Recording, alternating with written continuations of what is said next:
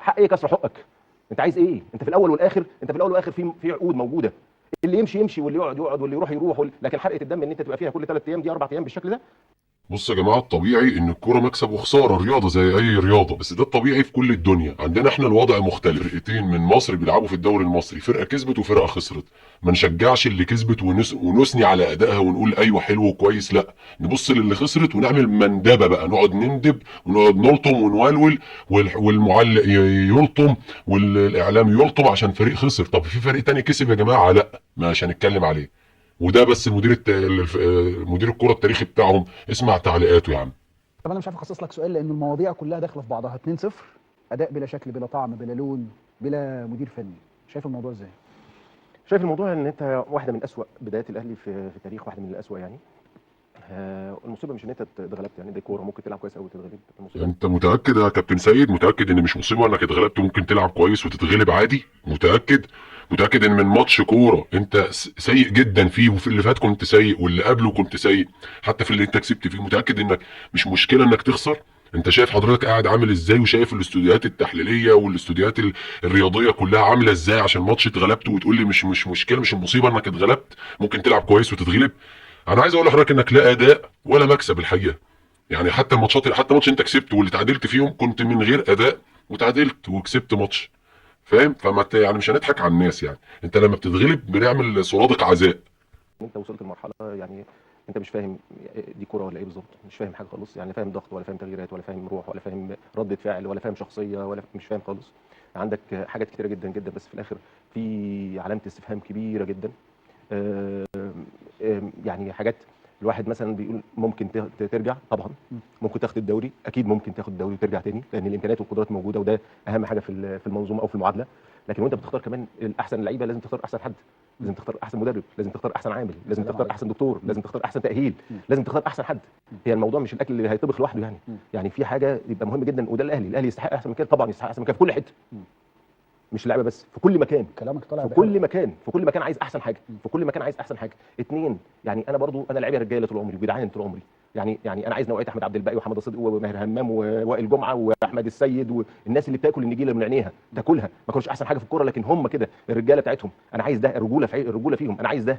انا مش عايز كل شويه حد يجي يكلمني اصل انا عايز اجدد، اصل انا عايز امدد، اصل انا عايز اتساوي، اصل ده اللي بيطلع، وفي الاخر يقول لك انت عرفت يا كابتن سعد الكلام حقيقي، ان واحد مش عايز يجدد عايز 100 مليون، والتاني يقول لك ساويني بكابتن بلنتيز، وصح يعني الكلام ده حقيقي يعني اهو.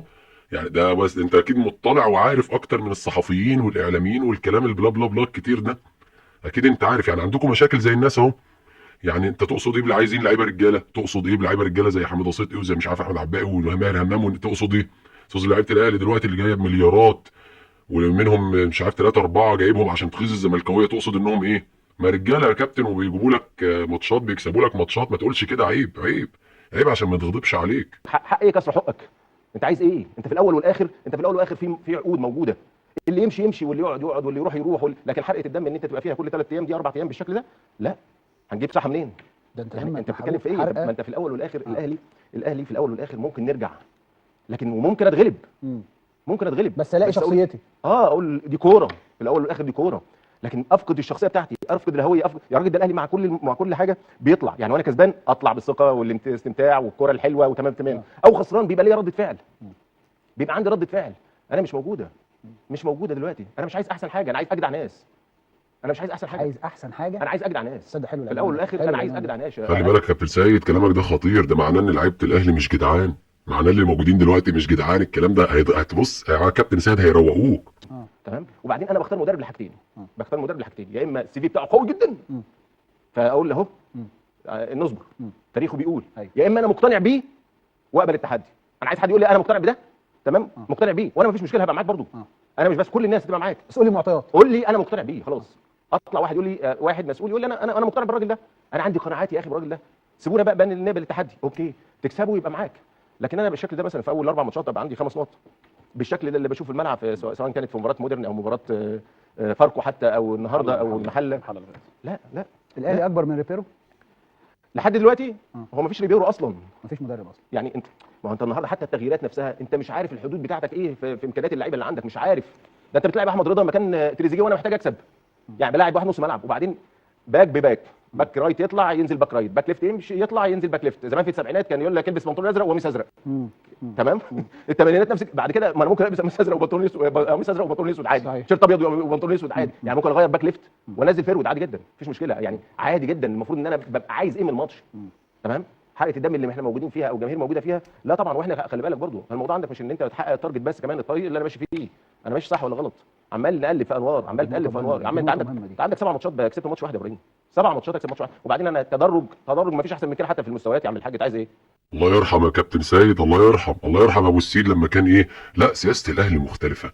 احنا بنبص ما بنحكمش على المدرب بالقطعه. ده يا كابتن الراجل ما كملش 10 ماتشات بس، كان زمان بقى لا مش هنحكم على المدرب ماتش. احنا بص سياسه الاهلي بنسيب المدرب ياخد فرصته كامله وبعد كده نحاسبه. احنا نادي المبادئ. هات لي مدرب واحد ليه مستحقات ماليه، هات لي مدرب واحد في مشكله في عقده، هات لي مدرب انت كنت بتدفع لاثنين مدربين في نفس الوقت بس. لا انا بص انا الجامد مرجح، انا الجامد زحلي، انا اللي ما فيش مني. انت فاهم؟ انا ما ينفعش امشي مدرب. النادي الاهلي ما بيسمعش للسوشيال ميديا، ما يسيبش ودانه للجمهور. النادي الاهلي ما بيحكمش على المدرب عشان اتغلب ماتش او اتعادل ماتش. احنا اكبر، احنا اجمد، احنا بص احنا اجحد، احنا كل حاجه. دلوقتي اهو ما فيش مدرب، ما فيش شكل. انت باك بباك، باك ليفت بباك ليفت، باك رايت بباك رايت، بغير مهاجم بمهاجم. مش عارف زمان يقول لك قميص ازرق وبنطلون ازرق، دلوقتي بقت فين سياسه النادي الجامد اللي ما بص يعني الراجل ما كملش 10 ماتشات معاك، 4 كاس عالم، 4 دوري ولا 5 دوري وكم ماتش ودي. فين يا باشا اللي هو سيبه ياخد فرصته كامله وسيبه لما نبقى نحكم على التجربه في اخرها. نادي الاهلي سياسته غير الناس التانية الكخه الوحشه. فين الكلام ده؟ فين؟ شعارات بس بيضحك عليها على شويه يعني مش عايز اقول الفاظ، على شويه ناس راميه عقولها وحاطه مكانها ربطتين جرجير وحزمه بقدونس. يعني فاهم قصدي؟ يعني حاجه يعني يا باشا رياضه، واديك اهو ما عجبكش المدرب وبتطالب بتغييره بعد 4 ماتشات ولا 5 ماتشات من الدوري. زيك زي اي حد بيتغلب، زيك زي اي حد بيخسر. عندك لعيبه بمليارات، ادي كابتن تريزيجيه مقضيها زعاليق ومراجيح في الملعب، ادي كابتن بلنتيزو بينفخ بلالين في الملعب، وديرجن بيجري مش عارف بيعمل ايه او اللعيبه المفروض اللي زي دي دلوقتي هي اللي كانت تفرق لك وتصنع لك الفرق في ماتش متعقرب ومتعقد زي ده، ماتش قوي زي ده، ماتش زي بتاع المحله.